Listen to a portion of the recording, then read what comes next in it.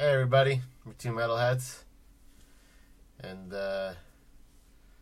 today is December 8th. Exactly 11 years since Dimebag was murdered, and 35 years since John Lennon was assassinated, and 5 days ago, Scott Weiland passed away. Well, I mean, he OD'd. That's not... Probably. I mean, like, Dimebag and Lennon were both killed. Yeah, true. Apparently Scott Weiland's Not thing... that he's not still dead, but... Right. I mean, yeah, he's still gone, and it blows. But Scott's thing was cardiac arrest. But probably because of drugs. Most likely. I mean, drinking and that kind of stuff kind of... You're more likely to have a heart attack or something like that. Messes up your whole shit. And I just think like that... I almost don't feel bad for a musician that like at that level. I mean, like I'm not like you deserve to die or anything, but I mean, you have so much support at that level of fame that you could stop. I mean, I know it's not easy to just stop taking drugs, but you could afford to go anywhere. You know, any rehab you want. You know, you could be in home. You know, and you can afford all that shit. You have tons of fans to talk to that will be really supportive. You have your bandmates. Whereas some regular people don't have anything. You know, they have no one. They can't afford to go to these nice places. They have nothing. You know, I think with Scott Weiland and his case in general, and even with Kurt Cobain as well, it's more than just a case of like a dude that got hooked and, you know, couldn't quit. Do you think Kurt Cobain would have OD'd eventually? Yeah, because he had OD'd a couple times before he. But I mean, like put the gun in his where mouth. He died. Yeah, he was. I believe at least one time he was clinically dead from ODing. Okay. And they brought him back. Like the paramedics got to him in time. With Scott, I know for a fact from reading his book, he was a fucking tortured dude. Yeah, but I mean, there are plenty of people that are. Yeah, but... And I know a lot of musicians are, for some reason, maybe it's just because you hear about it. You don't hear, there's a lot of them with drug problems and alcohol problems. Right. And maybe they're not any different than anybody else, but you just hear about those people more. Well, yeah, because they're famous. Maybe, but I mean, like, that's notorious, like the partying and, you know. Yeah, of course. I mean, I don't know about the 90s guys, though. The 80s ones were a little bit more, and those guys managed to live through it. Well, the 90s guys got into the heroin. You know, where 80s dudes, it was more drinking and coke. Yeah. You know, which is still just as deadly, of course. Yeah. I mean, heroin was around then, too, but... Yeah, but they weren't getting into it like that. No, I guess not. You know. With Scott, I know... Well, I mean, Dave Mustaine wasn't he? Yeah, he was doing heroin, so was Slash. But they were like... But they're still alive. Right, and they stopped. You know. With Scott, I know he was raped when he was a kid. Oof.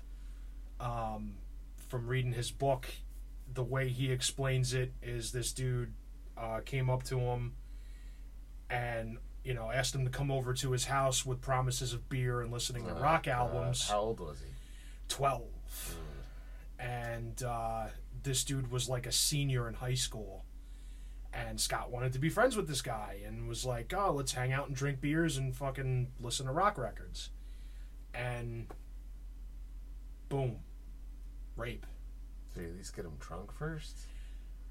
He didn't go that far into detail in his book. And I saw an interview with him on Howard Stern where he was talking about it too. And it was hard for him to like get through it. Like he talked about it and said basically, you know, I did everything you could possibly do in a sexual situation with this guy. And he repressed it for years and years, and it came back to him in therapy one day. Like he just blocked it out of his mind. I don't understand how you can do that. Like, how could something that horrible ever be completely gone? Yeah. I mean, I guess all of our brains work in different ways, you know?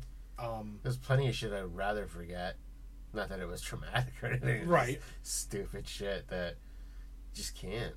Yeah. But that would be like, I don't know, how would you forget that? I don't know.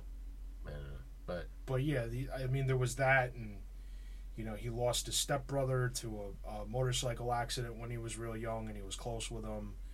His blood father left him and moved to California when he was a baby, and then his mom remarried and married this dude who was like a total fucking disciplinarian cocksucker, and tried to fucking hold him under his thumb his whole life.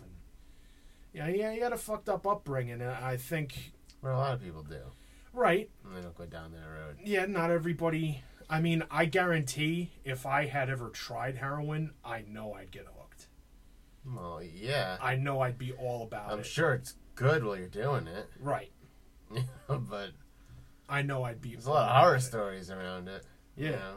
And it's unfortunate, especially nowadays, knowing all we know about it. And now there's a brand new epidemic. Almost everybody knows at least one person that was close to them. And I'm not saying I knew this person. They were your friend or your family member, somebody close that has died from heroin or pills, which are basically clean heroin. Right. No, a friend of mine that I went to school with died last year. I had a couple friends. I know a couple of people that have died from it. And they're not people I just know randomly. Real people that I didn't even know until they died that they were doing it. Yeah. Because they, some people are great at hiding it. Mm-hmm. Some people I knew were doing it, and I kind of... Telltale signs. I kind of stayed away a little bit. Yeah. And... You have to. In the end, you regret a little bit, because they died, right? And you don't get to see them anymore. But at the same time, you were kind of hoping maybe people backing away will make them realize, hey, I'm fucking up my life. Yeah. And it usually doesn't. No. No matter how many times you tell them, look, go, you got to take care of this shit. That's basically what happened with me and my sister. Is I moved out. I was living with her, and she was doing everything: pills, coke, crack, heroin, all of it. She was a garbage cocktail. And her fucking husband woke up and found her... she was married. Blue with a fucking needle in her neck. In her neck? Yeah, she used to like to shoot up in her neck.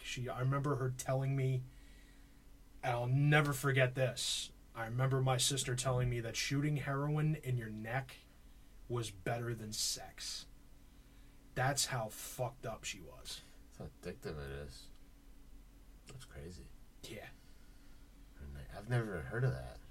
I've heard of the arm, obviously. I guess she hit the jugular or whatever, and it got to her brain have faster. Marks there? Oh no, she fucking had marks on her neck, up and down her arms, her legs. She used to shoot between her toes. Yeah, I've heard of that. People try to hide it in some spots. Mm-hmm. You can always tell, when that one weird guy's wearing long sleeves in fucking summertime and constantly 90 degrees, and you're like, how the fuck? Mm-hmm. Something right here, It's rough. Yeah. It sucks. And it sucks to see that a whole new generation of kids are getting into it. Yeah. Did Dimebag ever do any of that shit, or was he just drinking? I think his main thing was really just drinking. Pot, too, obviously. Yeah, he smoked weed and he drank. I know Phil was heroin. I've opened for him, and holy shit. Yeah. He'd be on stage for 10 minutes rambling on, telling stories that made no sense, while everybody's like, play a fucking song already. What the fuck? And I don't know. I guess he's clean now? I have no idea. Apparently he's clean now, yeah.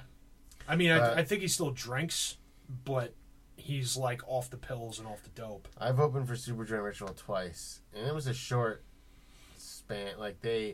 We opened for them, and then they had their roadies ask us to open for them again. And we did. And I never met them. Never got this, even the second time. Never met them. And the first time I think was with Devil Driver. It was Devil Driver and Superjoint. Okay. And when we were setting up, Devil Driver was on the stage with us, talking to us. That's awesome. They were nice guys. I always liked Devil Driver. Yeah, they were. I wasn't that big into them, but they were nice. And yeah. They were, and I appreciate, them being a signed band, hanging out with nobodies. Right. We were just an opening act. and they were nice to hang out on stage with us, and a lot of the bands did, but and then Superjoint went on, and I stayed to see it because I hadn't seen Phil in a long time. Yeah, and it was fucking ridiculous. I mean, they played for probably an hour and a half, and I'm not even exaggerating. Half of it was Phil rambling about nothing.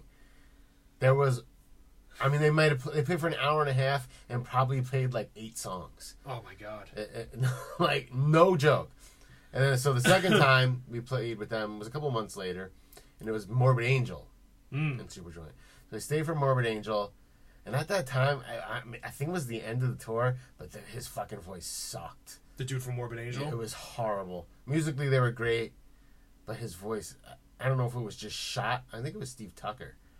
Yeah, they didn't have Dave Vincent back yet. I think his voice was just maybe the end of the tour he wasn't holding up anymore. Yeah. I've never seen them live before that or since, and I just was like, oh, this is not good.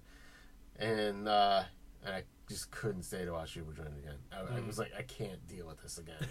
Like, I want to deal with rambling. My whole life it was like Pantera was fucking awesome. Yeah. Listen, and then I see Phil and I'm like, this is a big disappointment. You know, he's just a mess. Yeah. So, I saw him with Down, and it was after, obviously after Dime was murdered and all that stuff. But he was asking the members of the band, oh, which album was this on? It's like, you have fucking 2 albums. I mean, how do you not know? It's not like you have like 10 albums. You have 2 albums. Like,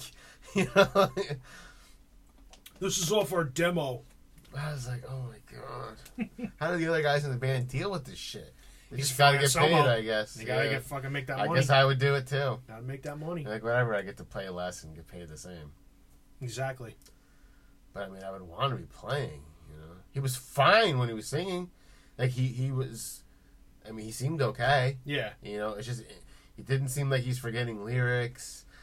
I mean, if he was, I had no idea. I wasn't really into Supergiant Ritual, but yeah, he seemed okay.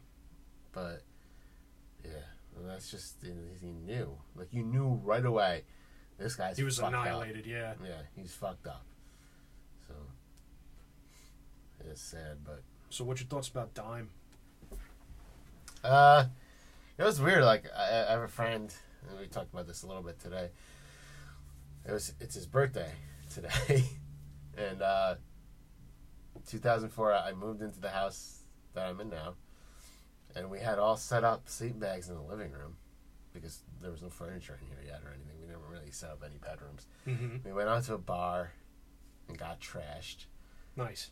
Me and one of my friends who was his birthday, and one of my other friends. They were all going to be living here for a while with me because it was easier to have roommates. And actually, the guy that's recording us, Elliot, called.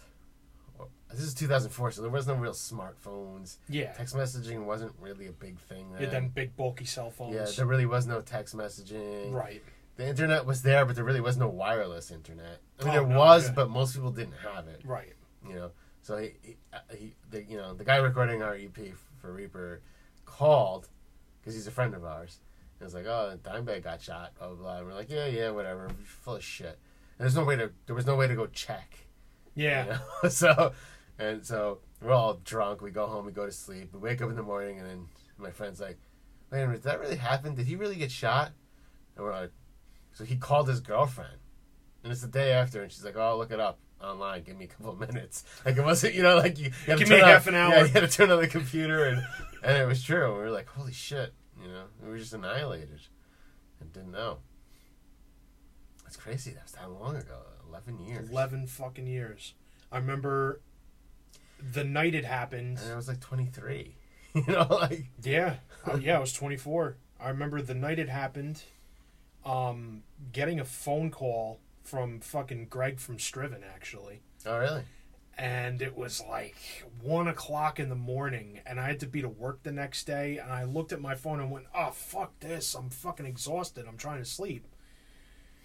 And I woke up the next morning, I'm like, oh yeah, you fucking left a voicemail. So I listened to my voicemail, and he's like, dude, it's Greg. And I'm sorry if I'm bothering you. I know it's late, but I just wanted you to hear from me before anybody else. Dimebag got murdered tonight while he was on stage playing with Damage Plan. And I just went, what? Yeah, there was no Facebook then. There was MySpace, but... There was MySpace, yeah. There's no news feed on there. Right. MySpace. And I remember, I think there was a the smallest little blurb about it in the newspaper. And I was like, wow, holy fucking shit. And then eventually, throughout the day, the whole story unfolded. I remember, I think it was K-Rock was still around back then, and they were playing Pantera on the radio all day. And then you have people. Not that I like Lamb of God really, because I really kind of don't. But then you have like people like Randy from Lamb of God, who gets a lot of shit for kicking somebody off the stage, and it's like, well, that's the reason why. Exactly. You need security because that's the kind of shit that can happen without it. Exactly. And if you're not on your game and getting these people off the stage, that's what can happen to you. Yep. That's why he was throwing the guys off the stage, and that's why there should have been security doing it for him and not letting people up there. But that's got to be in the back of your mind now. Of course. I don't remember the last time somebody got on stage and shot somebody like that on stage. That's, I think, the only time that's ever happened. So that's something else to worry about. Like, it might not be a gun, it could be a bat, it could be a knife. These people shouldn't. You shouldn't be on stage. How do they know you're not going to try something? And if you get your face smashed in on stage, that's why. Because you're not supposed to be up there, and you could be a threat to the band. They don't know. How are they supposed to know? That's right. Crowbar played, what's that big Maryland fest every year? Oh, Metal Fest. Fuck. Yeah, I know what you're talking about. I can't remember. You know what I'm talking about. That big Maryland Death Fest. Okay. Duh. Maryland Death Fest. Fucking dickhead I am. Crowbar played that, I think, 2 years ago? Either last year or 2 years ago. Maybe. And Kirk Winstein's up there fucking jamming. He's got his eyes closed in the middle of a song playing a riff. And this dude fucking waited for security to kind of like security was on one side and the other in front of the stage. And there was dudes crowd surfing. This dude waited for both security guys to be looking the opposite ways. And he fucking darted up and jumped up onto the stage. And fucking was on the stage with Crowbar while they were playing. And security fucking caught it real quick and fucking tackled the guy. And he hit into Kirk while he was playing, and it freaked him out. You saw him jolt, and he turned around and he's kicking the kid in the fucking head while he's playing a riff. And then he fucking, security pulls the dude off stage, and then Kirk fucking stops the song and he's like, yo, this is fucking bullshit. It's first of all, who fucking jumps up on stage at a Crowbar show? It's a job. They're doing a job. Right. And you're fucking it up. And that's exactly what he said. He's like, this is my job. He's like, I don't go into your office and fuck with you while you're working. And he's like, after shit that just happened with fucking Randy Blythe and then Dimebag back in 2004 or what 2008. Yeah, 2004. 2004. Yeah. It's like, you fucking think that it's cool to fucking do this shit? This is fucking bullshit. Yeah. He's like, I'm up here playing, I got my eyes closed, and then all of a sudden there's fucking somebody up here next to me. Yeah, they're not dealing with the same people every day. Right. You don't know who the next night who's going to be there. Exactly. So, I remember going and seeing Testament and them inviting people up on stage. They probably don't do that shit Yeah, that's anymore. different. That was probably after that too. Right. But since the Randy Blythe thing, that probably, because they're like, okay, get up and then jump off. Right. Don't linger around and hang on and be one of those guys. Mm-hmm. Get up and jump off. And they usually did it during Over the Wall. Right. And it's like, get up here and jump off.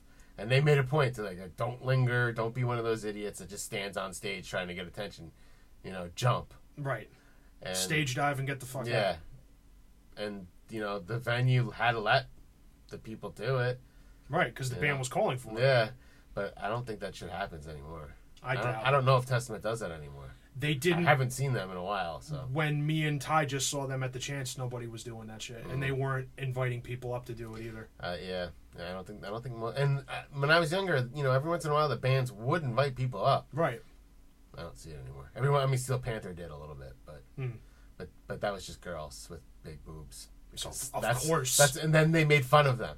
Like, nice. So, I remember we saw them in the city, and they're looking at all these. They brought all the sluttiest, whorish looking girls on stage. Awesome. And then I remember them going, I didn't know there was a trailer park in Manhattan. You know? It was like, holy, and they just fucking destroyed these girls. That's great. And like some of them, they ripped them apart. And I was like, oof. Like, you should really? You thought that was okay to wear that? Like oh man. They have a great job.